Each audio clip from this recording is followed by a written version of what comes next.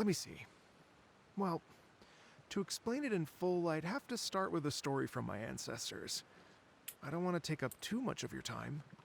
Oh, I love listening to stories. We want to hear it too. Okay, then I'll start from the beginning. The story goes that my ancestor, who was also a traveler, once slipped and fell into a lake during his travels. As he was sinking and gasping for breath, he heard a wondrous tune in the air. They say it was the most beautiful, moving melody he had ever heard. Even in that life and death moment, the ethereal music seized his full attention Et il est mort. and almost Fin. made him forget the fact that he was drowning. When he finally came to, he found that he had already been brought ashore. Not too far from him stood an unfamiliar woman with an almost divine aura. Once she saw that he was no longer in danger, she left without a word. My ancestor tried to run after her to give his thanks, but although a mere dozen paces separated them, no matter how quickly he gave chase, he drew no closer and remained a dozen paces behind. In the end, all he could do was to bow in thanks to the woman as he watched her walk away towards the rivers and mountains in the distance, before at last he turned around and made his way home. Once he returned to Fontaine, he began to learn an instrument so that he could spread his story far and wide, just like the bards. After generations of retelling, embellishing, and dramatizing, people have come to think of that lady as something like a fairy. The story's become something of a local legend in Fontaine. It's called The Lady Overlooking the Lake.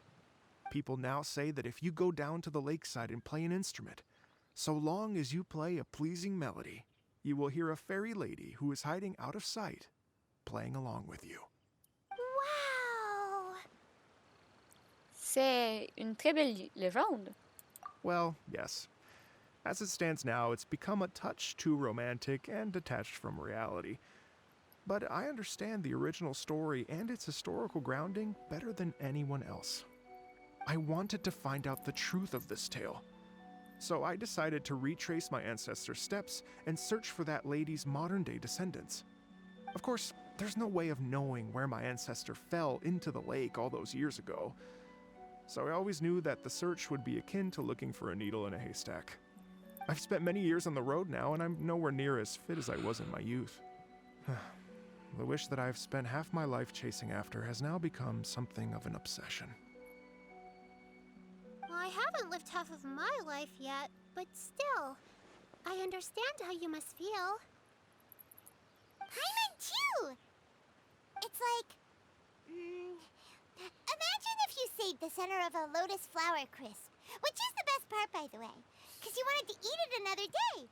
But then suddenly, sploosh! It falls into the water, never to be seen again! Paimon would definitely remember that for the rest of her life. There's no need to feel sorry for me. I've made some progress over the years. For example, I've concluded that the story must have taken place in Liyue. Oh, so you finally found a lead?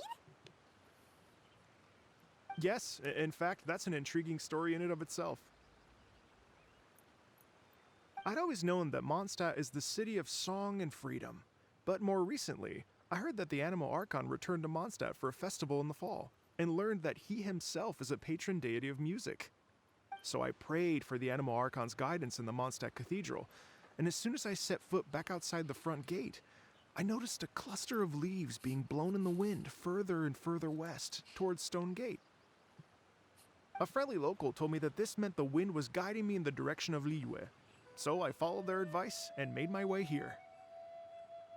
Ça signifie que le lieu que vous cherchez est véritablement élu. Right? You get it. I knew I'd find someone that agrees with me eventually.